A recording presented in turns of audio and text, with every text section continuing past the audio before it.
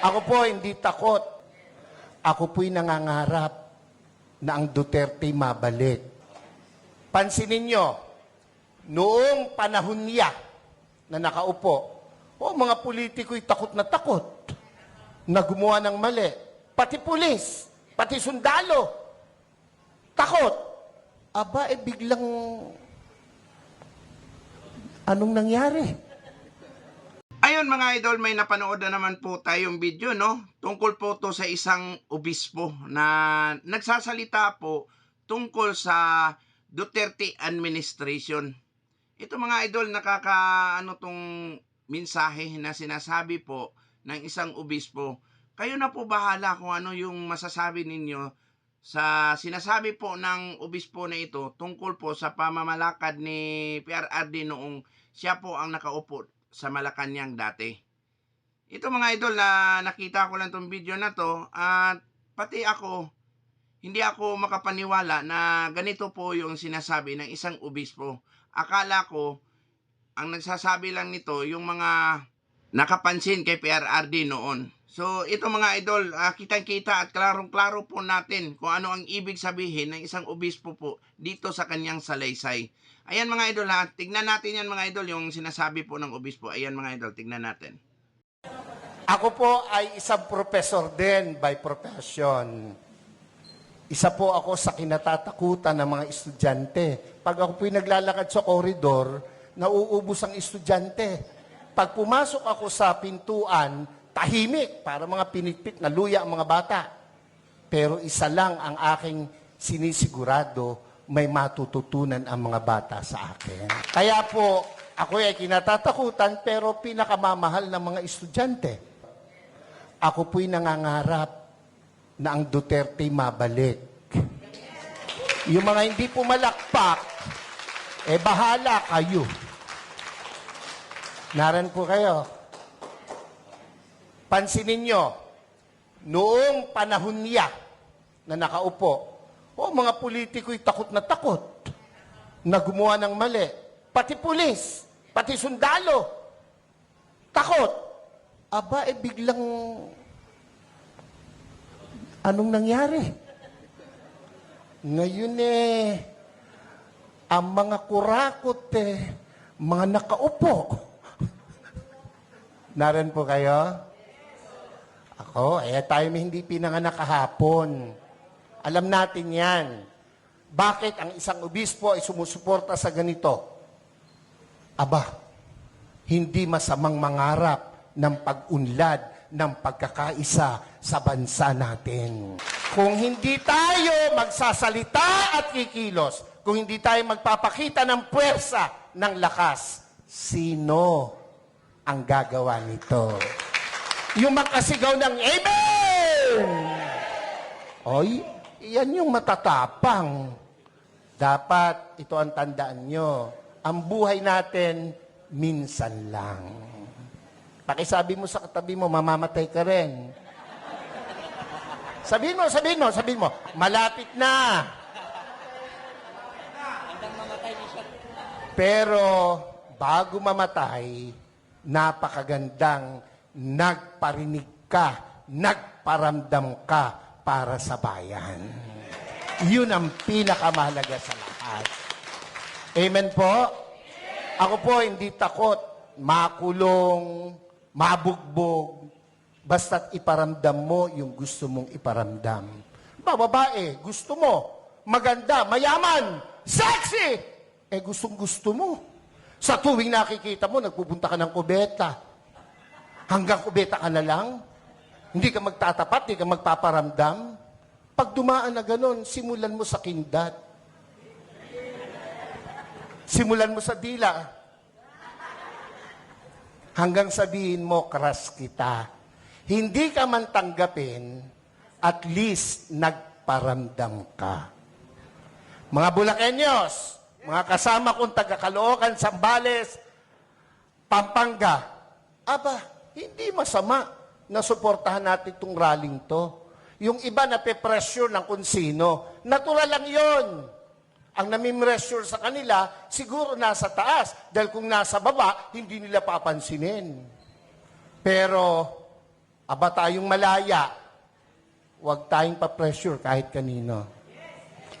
Minsan lang ang buhay natin. No, sabi mo sa katabi, mamamatay ka rin. Sabi mo, mamaya lang. Wag.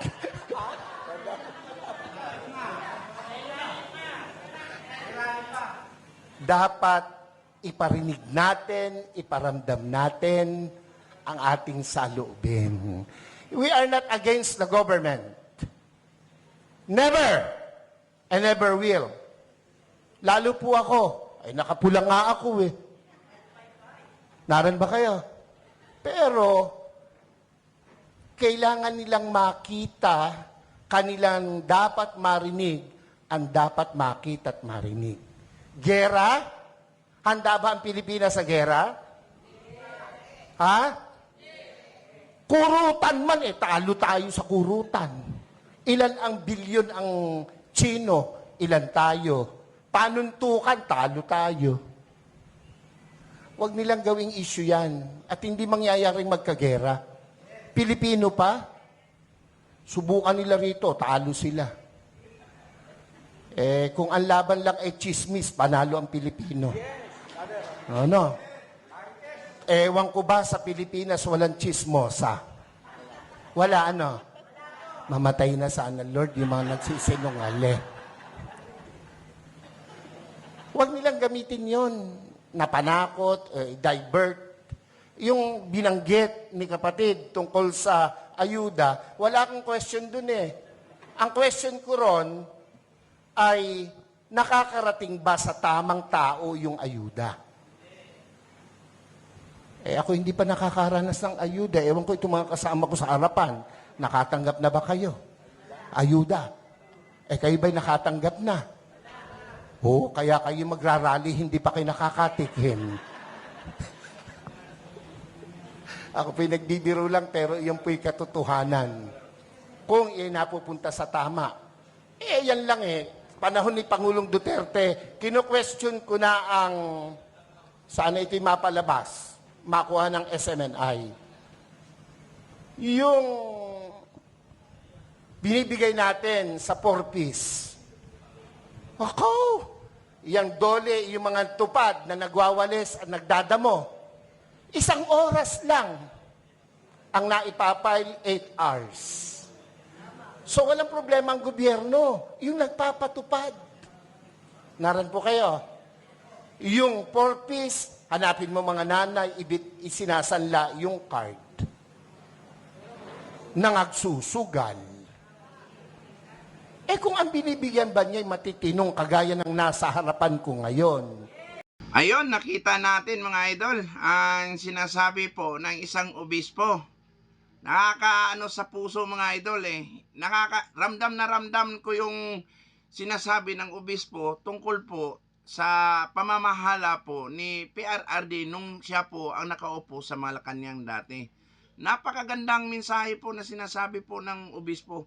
Kahit sino po mga idol, kung marinig mo yung sinasabi ng ibang tao, o mga maririnig mo na magagandang ginagawa ni PRRD noon, kahit sino, talagang mapapawaw sa sinasabi po ng mga taong ganon na naririnig mo sa kanilang bibig mismo.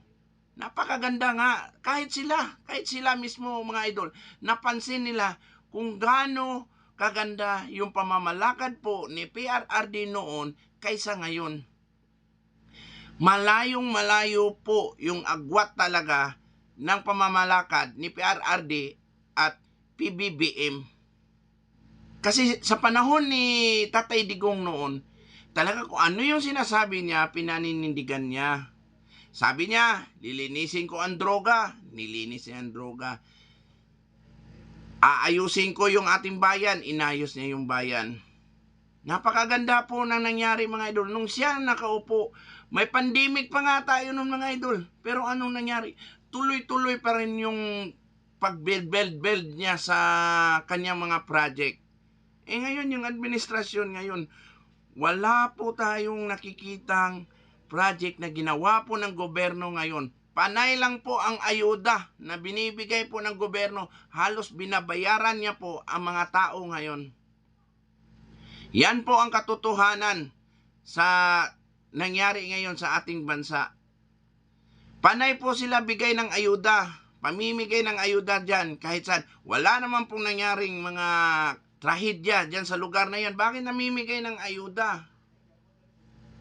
Para saan yung ayuda?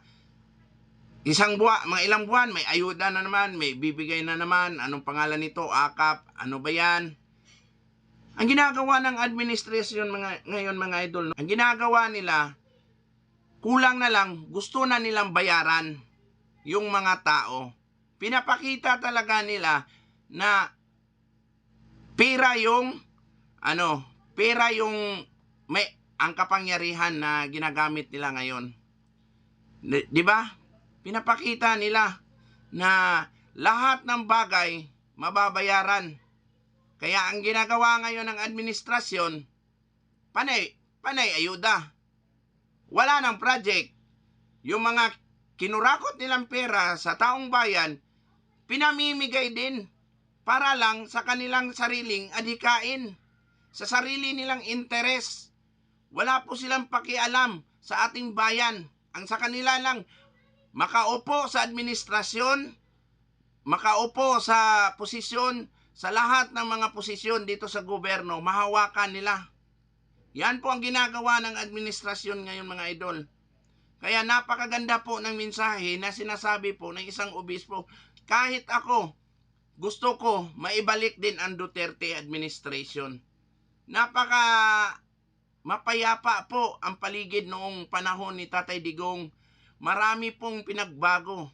Marami din pong buhay na binago. Yung mga taong nalulong po sa droga, nagbago po lahat. Marami pong buhay na nailigtas po si Tatay Digong ngayon. Ngayon, marami na naman pong buhay na mapupunta po sa kapahamakan. Isang tao lang po ang mapunta sa kapahamakan, buong pamilya po ang madadamay. Purwisyo po yan eh. Kaya nga sabi, sa isang pamilya kung may sira ulo dyan, talagang magkakaproblema yan. Kaya napakaganda po ng sinasabi ng isang obispo eh.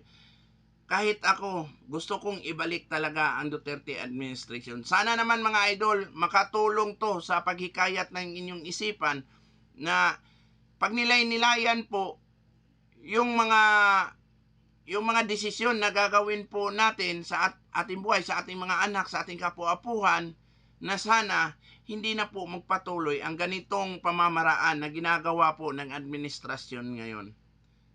So sana sa lahat ng mga nakakita sa aking vlog ngayon, sa aking video ngayon, sana makatulong to para mas lalong patatagin yung kalooban ninyo na para suportahan natin ang ating BP Sara.